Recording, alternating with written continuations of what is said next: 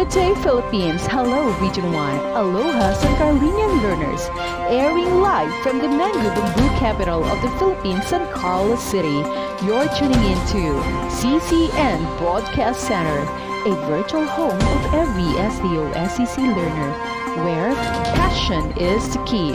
Learning paves the way. With our division mantra, developing creativity, maximizing versatility. This is your CCN Broadcast Center.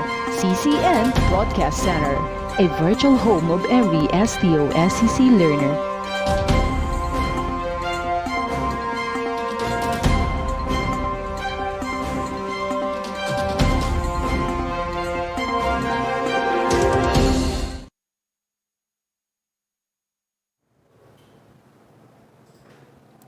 Good afternoon, everyone. This is Ma'am Carmie Sapera from Tandok National High School, and I am your teacher presenter for this session. Welcome to Creative Writing. And for today, our topic is all about figures of speech. But even though figures of speech is just in creative writing, this can be part of your other subjects such as 21st century literature as well as reading and writing. And aside from that, I know you are very familiar with this topic because you've tackled this one like during junior high school as well as elementary years, right? So, before that, let me lay down our objectives for today, our agenda for today. So here they are. So you should be able to define and discuss various figures of speech. Use them. There you go. So as you can see, our focus for today are figures of speech. So, are you ready? Of course, you are ready. But before that, let's have an icebreaker. Okay, so here's an icebreaker.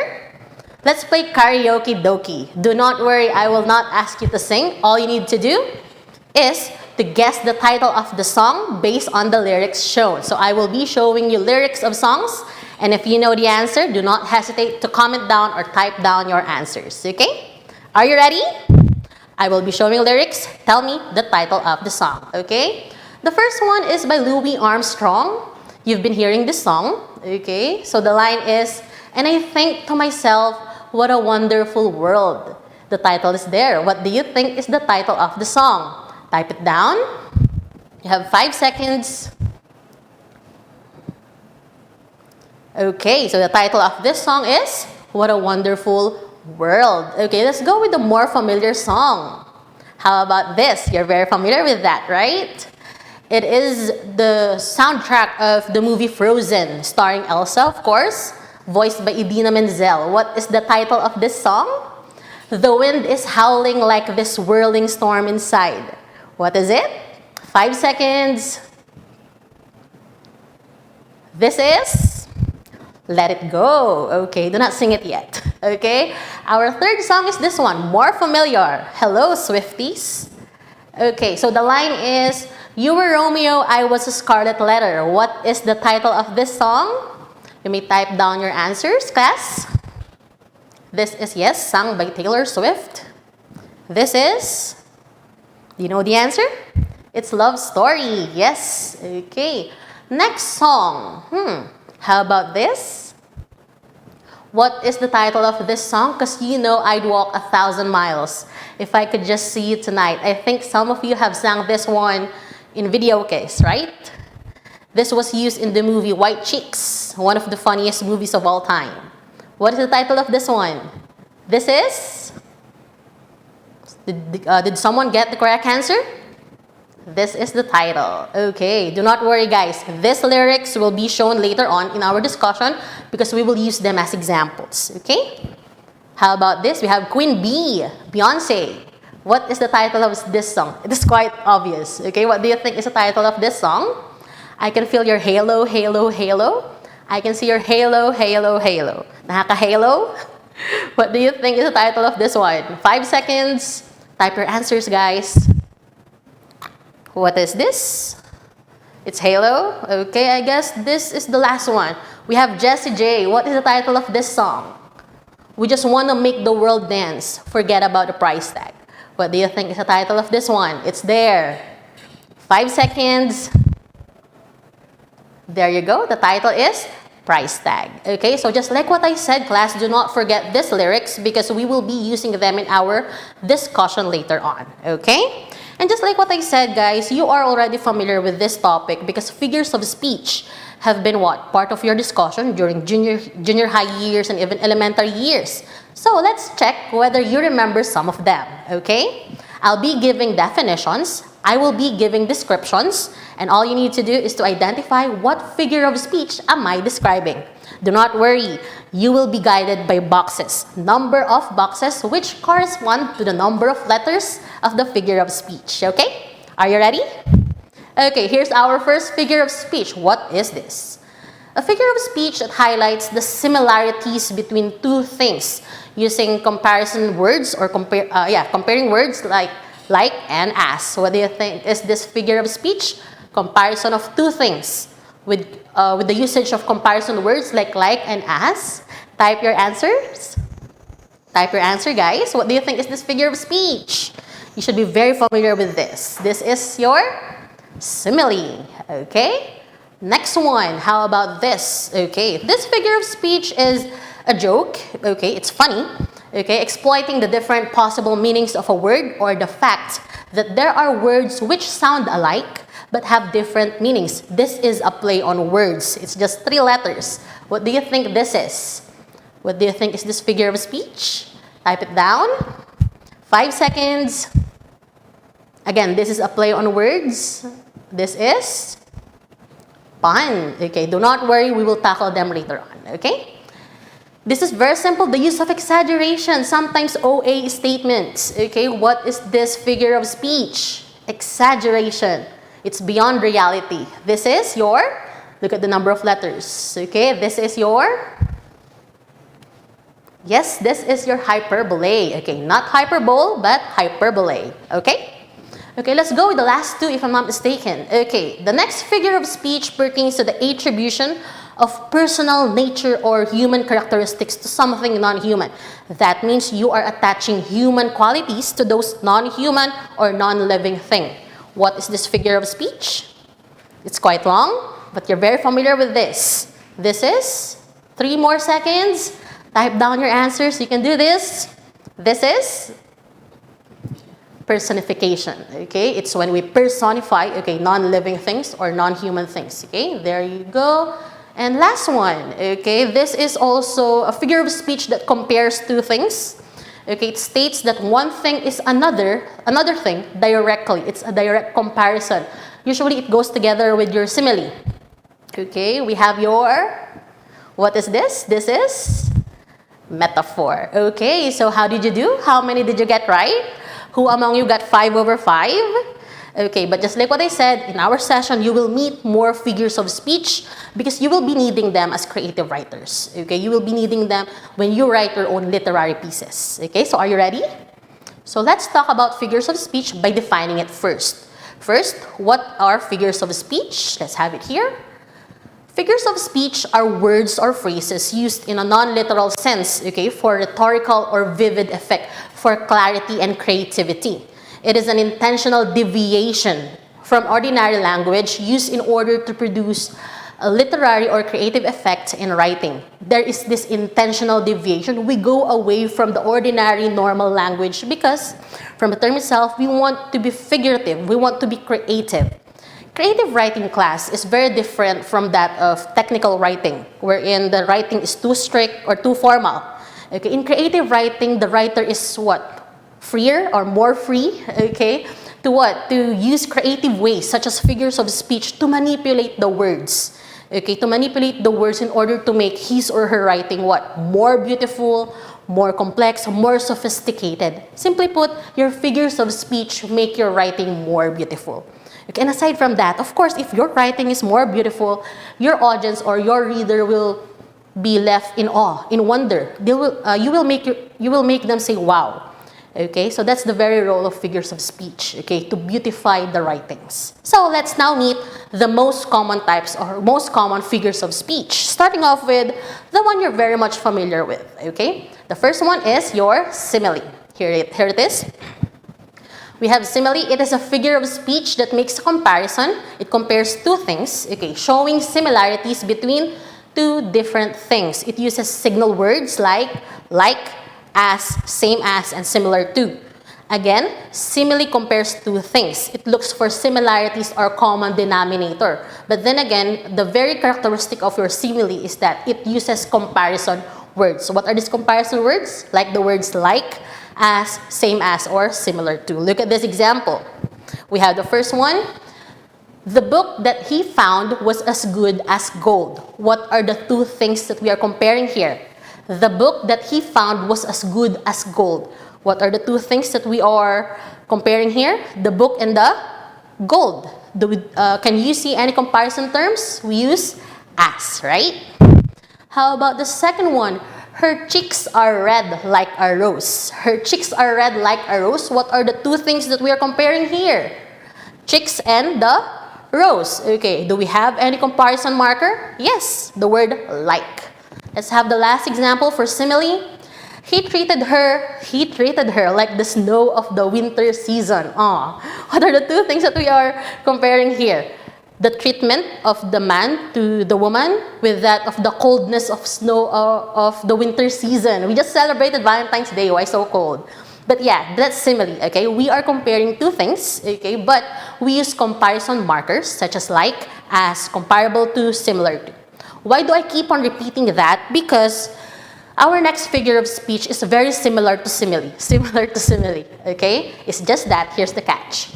Metaphor makes a direct comparison, okay, between two things that are unrelated but which share some common characteristics. Since it is a direct comparison, it does not use markers that we mentioned a while back. It does not use comparison markers like simile. Let me just show you. Here, we have the sentence, laughter is the best medicine. What are the two things that we are comparing here? Laughter and medicine. Question.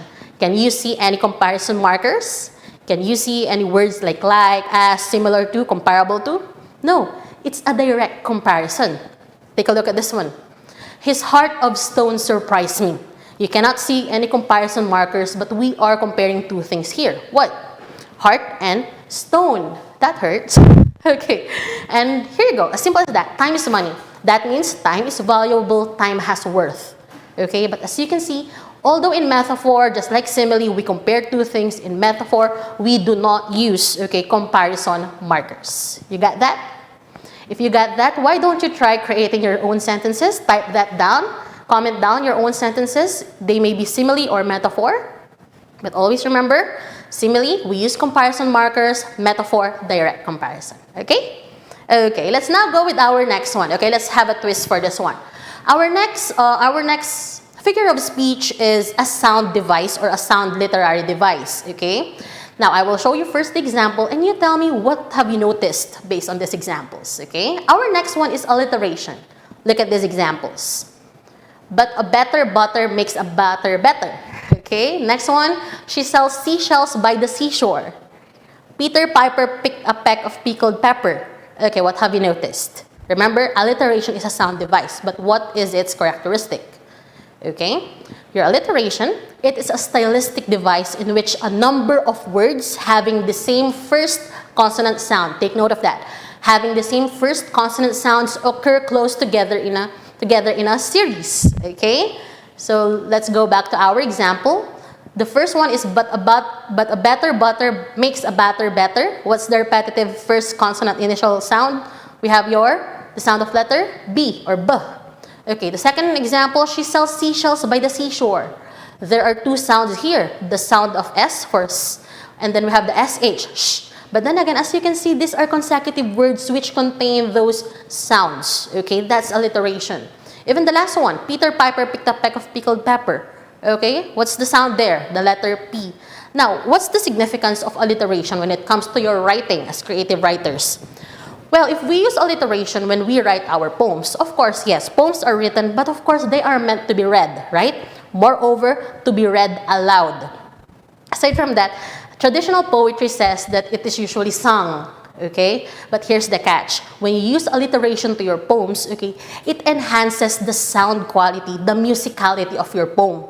So if your reader reads it aloud, okay, there is this euphony, okay, and the sound of the poem is pleasing to the ear. So that's your alliteration. That's the very importance of your sound devices. You got alliteration? Again, repetition of the same first consonant sounds consecutively, successively. Okay? Our next one is also a sound device. It's just that onomatopoeia is a word, onomatopoeia, okay, is a word which imitates, okay, the actual, the natural, the real sounds of a thing. Like take for example, we have honk, beep, boom, crash, meow. Take for example, the honk of the car is deafening, for example, or please leave your message after the beep. Now, the very purpose of onomatopoeia is to draw your readers, okay, closer to reality, closer to nature. When you use onomatopoeia in your poems or in your literary pieces, okay, your readers will have this genuine feel, genuine vibe of your literary piece. They tend to be closer nga, sabi natin, for your nature or reality. That is onomatopoeia. Okay? Oh, the next pair is quite confusing, so listen carefully. The next pair of figure of speech are contradicting. Okay? That means there are contrasting ideas within one statement. Okay? The first one is paradox. Okay? It is a statement that appears to be self-contradictory or silly and is contrary to accepted traditional ideas. Simply put, it's one statement with two contrasting ideas within. Take a look at this. First example, this is the beginning of the end. Are there contrasting ideas there? Yes, we have beginning and end. Okay, what else? If I know one thing, it's that I know nothing. You know one thing, but you know nothing. See, contrasting ideas, but even though they are contrasting, it makes sense, okay? Look at this one. Here are the rules. Ignore all rules. It's like there is only one rule. There's no rule. Are you getting it? So that's paradox, okay? There are contrasting ideas within a single statement.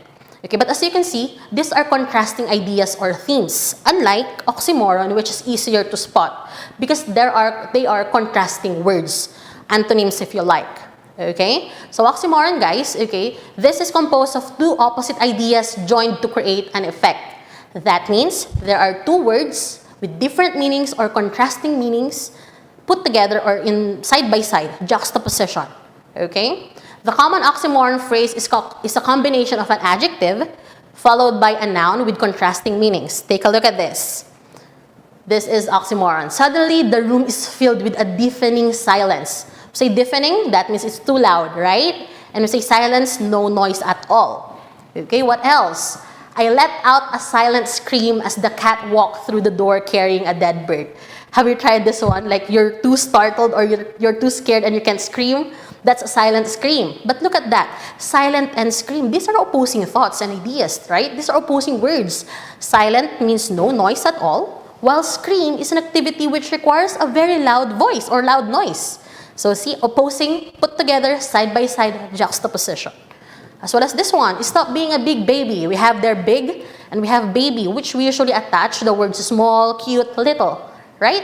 So there you go. That's oxymoron. Oxymoron, two opposing words put together, side by side. Unlike your paradox, two contrasting ideas in a single statement. Okay? That's your oxymoron and your paradox. You got that? Okay? Well, we're almost there. Okay, our next figure of speech is easy. Okay, here's your apostrophe. But take note of this. It is different from the punctuation mark that we use in contracting don't, won't, can't. Okay, it is also different from the punctuation mark we use to add apostrophe S to show ownership. Okay, so here in figures of speech class, okay, apostrophe is an exclamatory figure of speech where the speaker addresses a present inanimate object or an absent person, not around or dead. Okay, simply put, this is when the speaker or the persona of the literary piece, okay, is speaking alone by himself, okay, to somebody who is not around or who is not present or probably lifeless, or to something, okay, not someone but something, an inanimate object, okay, something which is what? Lifeless or inanimate or no life at all. Okay, let me give you some examples. First example for apostrophe, we have, do not sing it. Okay, we have twinkle, twinkle, little star. How I wonder what you are. So here the persona or the speaker is talking to the star, right? Which is an inanimate object. Okay, another thing. Oh, how about this? Who do you think is speaking? Oh, Romeo, Romeo, wherefore art thou, Romeo? Who do you think is speaking? This is Juliet. This is Juliet looking for Romeo. Therefore, we can say that Romeo is not around. Question. This is written by whom? This is Romeo and Juliet written by whom? Who wrote Romeo and Juliet? This is written by William Shakespeare. There you go. So again, apostrophe, you are addressing someone who is not there or who is absent, okay? Or something which is inanimate or lifeless. Another thing from Walt Whitman's "O Captain, My Captain." Look at this line. "O Captain, my captain, rise up and hear the bells." Here, the speaker or the persona is talking to his captain. Unfortunately, his captain is already dead. There you go. That's apostrophe. Okay? Again, talking to someone who is not there or absent, or something which is inanimate or lifeless. That is apostrophe. Okay? Metonymy and synecdoche are both word substitutions. Okay? First, metonymy. It replaces the name of a thing with the name of something else with which it is closely associated. So metonymy, these are words for substitution. Okay, but the words that you use to replace something else is related or closely associated to what you are going to replace. Look at this. We have the first one, the pen is mightier than the sword. Of course, if you are going to take this one literally, okay, we cannot say that the pen is mightier than the sword unless the pen is made of gold, right? Okay, but here, pen and sword represent something else. Like take, for example, pen may represent knowledge, or pen may represent writing, expressing yourself, while sword may represent what? Violence and pain, right? Or even war. So there you go. Again, the term is related. Just like this one, the palace listened to the requests of the victims. If the context is in the Philippines, we can say that palace talks about Malacanang Palace, the government, those in authority, in position. There you go. Okay? As well as the last one. These soldiers need to protect the crown no matter what. Okay, so internationally speaking, the crown is very famous to pertain to whom? To the British royal families, the queen, the dukes and duchesses, the prince and princesses. There you go. So that's metonymy. Now you have to be careful with this one, synecdoche. It's a special type of metonymy. Okay, synecdoche is also a word substitute, but here's the catch. It is a literary device in which a part of something represents the whole, or it may use a whole to represent a part. Simply put, the word substitute is either part of a whole or whole of a part. Okay? Look at this one. Take, for example, the first example. That gray beard is a sad one. Gray beard, are we just talking literally about a beard? Of course, gray beard represents something or someone else. Most probably what? Who has a gray beard? Maybe an old man, an old person, right? See, that's synecdoche. Why? Is beard part of a man? Yes. Okay, another one. There are 50 roofs in that subdivision. Question, do we only have roofs? No other parts at all? It's just that roofs is what? The substitution for houses. So therefore, we can say that that subdivision has 50 houses. Okay? Next one, you're turning heads when you walk through the door. One direction. Okay, so turning heads, maybe we're talking about people, okay, who became interested in you, okay? You caught their attention. There you go. So that's synecdoche.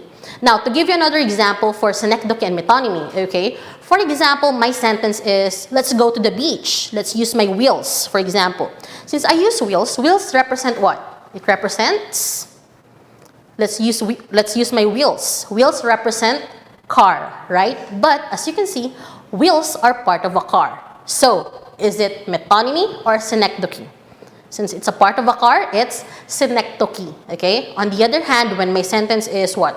If my sentence is, okay, for example, I complimented your car and I said, what a sweet ride. So instead of saying what a sweet car, I said sweet ride. Ride here is related to car, but ride is not a part of a car, therefore it is metonymy. Okay, you got that right? So that's your metonymy and synecdoche. Hyperbole, very easy.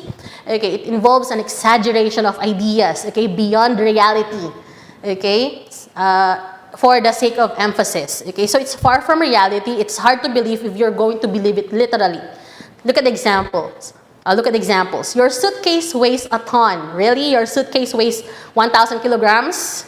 Or for example, I'm so hungry I could eat a horse. Okay, really, you can eat a horse. See, that's hyperbole, okay? Exaggeration to express too strong emotions, okay, or thoughts. So that's your hyperbole, exaggeration, okay? Quite OA, if you will. Okay, next one, personification. You're very familiar with this. Okay, to personify, to make something, okay, human or human-like, okay? It is when a thing or an inanimate object, an idea or an animal, okay, is given human attributes. This is when you attach human qualities, human traits, human characteristics to that of an inanimate object or thing. Take a look at this. Okay, first example, look at my car. She is a beauty, isn't she? Aside from you complimented the car with the adjective beauty, that's very for person, look at the pronouns used, she and she, personification. Another one, look at the example. Lightning danced across the sky. Okay, who usually dances? Diba? People, right? Humans. My alarm clock yells at me to go out of bed every morning. Yelling, that's also an action of humans. So as you can see, personification is when you attach human qualities, human characteristics, human actions to those of non-human or non-living thing. Okay, that's personification, to personify. Okay, next one. Oh, we have here pun. Okay, this is play on words that produces a humorous effect by using a word that suggests two or more meanings, or by exploiting similar sounding words that have different meanings. Simply put, when we say pun, class, okay, we are talking about play on words, a witty and humorous play on words. Okay, it's like a joke. Okay, look at this. An elephant's opinion carries a lot of weight. Well, of course, we know that an elephant has a lot of weight, as well as its opinion. It also carries a lot of weight. Okay, another one. A bicycle can't stand on its own because it is too tired. Okay, see? Plain words. A bicycle can't stand on its own because it's too tired, two wheels, or it can't stand because it's too tired or too exhausted. That's play on words. That's pun. Okay? Now, how about this one? What did one plant say to another? Okay? What's the matter? Again, what did one plant say to another? What's the matter? It's like the British version of what's the matter, right? And stomata here is a part of a plant.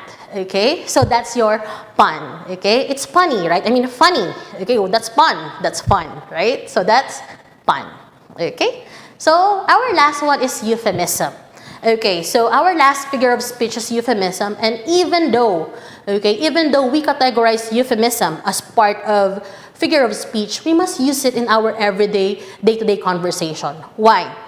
Euphemisms are longer words or phrases which can mask unpleasant or disturbing words, such as, look at that, instead of saying farting, okay, say flatulence. Instead of saying sweat, you may say perspiration. And if you pertain to, for example, slow learners, okay, you may say mentally challenged. The point here is that when we use euphemism, that means we are thinking before we are speaking.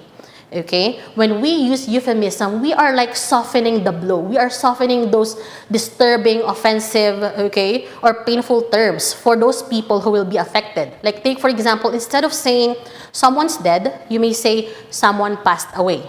Okay? Or instead of saying someone is in debt, okay, maraming utang, you may say he has a negative cash flow. Okay, what else? Like, take for example, oh, how about this one? Like, instead of you saying you want to urinate or you want to have your bowel movement, you may simply say number 1 or number 2, right? So that's euphemism. Now, if we use euphemism in our day-to-day conversation, okay, just like what I said, that means we are thinking before we are speaking. And when we use euphemism, we can make, not just as creative writers, but as humans, we can make this world a better, a kinder, a more humane world. So again, use euphemism appropriately. Okay, so those are our figures of speech. Did you get them all? Okay, so of course, I know you do. So let's try this. Just like what I said, guys, those lyrics that I have shown a while back, okay, I said that we will be using them again, and here they are. This time, here's what you need to do. Try to identify the figures of speech in the following lyrics. This time, not the title, but the figure of speech, okay? Let's first have this one. What a Wonderful World by Louis Armstrong. What is the figure of speech in this lyrics? And I think to myself, what a wonderful world. What do you think is the figure of speech here? What a wonderful world. This is 5 seconds. This is alliteration. Okay, how about this one by Elsa? The wind is howling like this whirling storm inside. What do you think is the figure of speech here? From Let It Go, the wind is howling like this whirling storm inside. We are comparing the wind and the storm. This is, type your answers. This is simile. Okay, did you get that one? Okay, number 3. Taylor Swift's love story. You were Romeo, I was a scarlet letter. You, Romeo, I, scarlet letter. What is this? There is comparison. But can you see any comparison markers? No, so therefore this is metaphor. Okay? Next, how about this one? 1,000 miles. Because you know I'd walk 1,000 miles if I could just see you tonight. What is this? What is this figure of speech? Really? Can you really walk 1,000 miles? What is this? This is exaggeration. So therefore, this is, type your answers. This is hyperbole. Okay? This one, Beyonce, I can feel your halo, I can see your halo. Halo. Okay? What is this? Can you literally see someone's halo?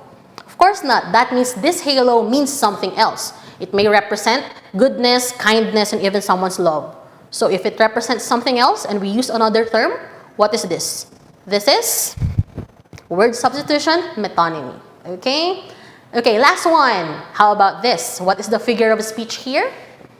We just want to make the world dance, forget about the price tag. What is this? We just want to make the world dance. Can you make the world dance?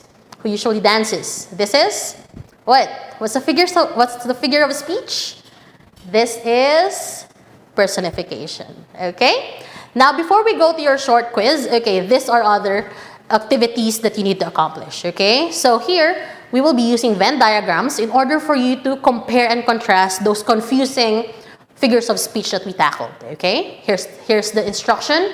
Complete the Venn diagrams below by comparing and contrasting the following commonly confused figures of speech. You may type down your answer or you may write this on a piece of paper. We will check them later. Okay? Our first pair, simile versus metaphor, followed by metonymy versus synecdoche, followed by oxymoron and paradox. Those 3 pairs, because those 3 pairs are the commonly confused figures of speech. Okay? So now, to wrap things up, okay, what are figures of speech? Just to remember our definition. Okay, second question. And as creative writers, why do we need to use figures of speech in our writing? I will also post this one in our Google Classroom so that you can comment down your own answers. Okay? But to wrap things up, of course, figures of speech are the word or words that we use, okay, in order to beautify our writings. Okay? And we use them as creative writers because it is a way for us not just to beautify but to make our literary pieces more complex and more sophisticated, and to leave our audiences or readers in awe or in wonder. Okay? So, but still, please give your answers for this question, okay, by typing down or commenting it down. And again, I will post this in our Google Classroom. Okay? Okay, now let's do this. Let's go with your quick quiz. Okay, I want you to get a piece of paper. Okay, so for our quiz, you need to read each item carefully and identify what kind of figure of speech are the underlined words used in each item. Okay? Write only the letter of the correct answer for each question. Use a separate sheet for your answers. Choose your answer among the following figures of speech. You need to check your paper immediately. Right after every item, I will give the answers already. You are given 10 seconds to answer per item. Okay? So observe honesty and let's start with your quiz. Okay, number 1. Okay, here are your choices. These are the figures of speech that we tackled. Alliteration, apostrophe, euphemism, hyperbole, synecdoche, metaphor, metonymy, onomatopoeia, oxymoron, paradox, personification, pun, and simile. Okay, so here, our first item is the swoosh of the wind gives me goosebumps. The swoosh of the wind gives me goosebumps. Okay, so what is this? Swoosh of the wind. What is our figure of speech? 10 seconds. You may comment down your answer or write down your answer. 3 seconds. What is the answer? Just write the letter, okay? What do you think is the answer here? Swoosh of the wind. This is letter H, onomatopoeia. Okay, check your paper, okay? Number 2, I almost digested my pride after he proved me wrong. Okay, I almost digested my pride after he proved me wrong. What is this? Really? Can you digest your pride? Okay, what is the answer here? Okay, 10 seconds. Almost digested my pride. 5 seconds. Okay, so the answer here is, are you done answering? Check your paper. The answer here is, of course, hyperbole. How can you digest your pride, right? Okay, number 3, I can hear the tick-tock of the clock. Tick-tock of the clock. What is this? What do you think is the figure of speech here? 10 seconds. 5 seconds. Tick-tock of the clock. The answer here is, what letter? Is letter H still? Onomatopoeia. Okay? Number 4, my laptop is sleepy. Okay, it just turns on and off. Have you tried this? Okay, my laptop is sleepy. It just turns on and off. You have 10 seconds. Just write the letter. Have you tried this when you are in a rush and your laptop and your printer tend to conspire against you? Okay, what is this? Laptop is sleepy. 3 seconds. This is, of course, personification. How can the laptop sleep? I mean, not technically, right? Okay, number 5. Mary's little lamb has a fleece as white as snow. We are comparing here fleece and snow. What is this? Number 5. Mary's little lamb has a fleece as white as snow. What is the answer here? 5 more seconds. Okay. And the answer is, of course, simile. Why? Because we have comparison markers. Okay. Number 6. She has 10 mouths to feed in her family. What do we mean 10 mouths? Okay. What is the answer here? 10 seconds. She has 10 mouths to feed in her family. Of course, those 10 mouths, okay, represent the members of her family. Therefore, this is what? This is synecdoche. Why? Mouths are part of the members of her family. Okay, number 7. Okay, I believe these young at hearts avail 20% discount. I believe these young at hearts avail 20% discount. What is this? Young at hearts? Who are we pertaining here? Who usually avail the 20% discount? Who are they? Okay, so we have 2 possible answers here. Okay, 5 more seconds. Type down your answers. Okay, young at hearts, we may be pertaining to the old people or those part of the senior citizens, right? So it can be metonymy or it's also euphemism. Why? Some of those who are part of the senior citizen club, okay, may be offended or may be hurt if you call them old people. Okay, so there you go. Next one, number 8. O Rizal, are we still the hope you hoped us to be? O Rizal, are we still the hope you hoped us to be? So the speaker here is talking to Dr. Jose P. Rizal in reference to Dr. Rizal's line, Kabataan ng Pag-asa ng Bayan. Okay, so what is this? 10 seconds. What is the answer? This is correct. This is apostrophe. Okay, there you go. Last 2. Okay.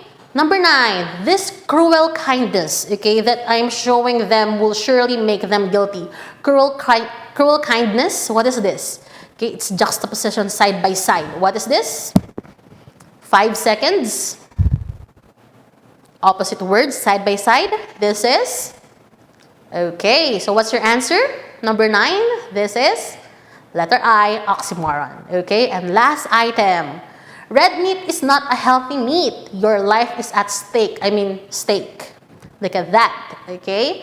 So for number 10, what is the answer? Your life is at stake. I mean, steak. Okay? So what is the answer for number 10? The answer here is pun. Okay? So who got 10 over 10? Okay, so I hope you did great. Okay, so those are your figures of speech. Okay, now for your assignment. Okay, For your assignment, you need to read the poem Storm Fear by Robert Frost and identify the word or group of words that are examples of figures of speech, okay? Do not forget to identify what figure of speech is used. This is the poem. You may take a photo of that or screenshot. Storm Fear by Robert Frost. Again, what are you going to do? Underline the word or group of words which has figures of speech, and afterwards, identify what figure of speech is being used or shown. Okay? There are many figures of speech there. Okay, now if you do not have any question, okay, I hope you had fun learning with me. Okay, but before closing, okay, let me leave these lines from a world-famous author, Maya Angelou. There is no greater agony than bearing an untold story inside you. So write, creative writers. So once again, I am Carmie Sapera from Tandok National High School. Thank you and isang mapagpalang hapon po.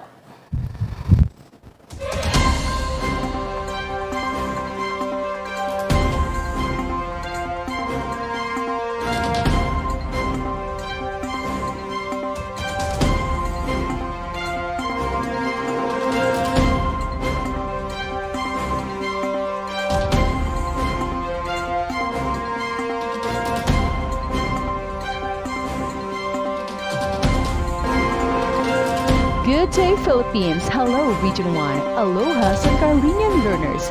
Airing live from the mango bamboo capital of the Philippines, San Carlos City. You're tuning in to CCN Broadcast Center, a virtual home of every SDO-SEC learner, where passion is the key. Learning paves the way.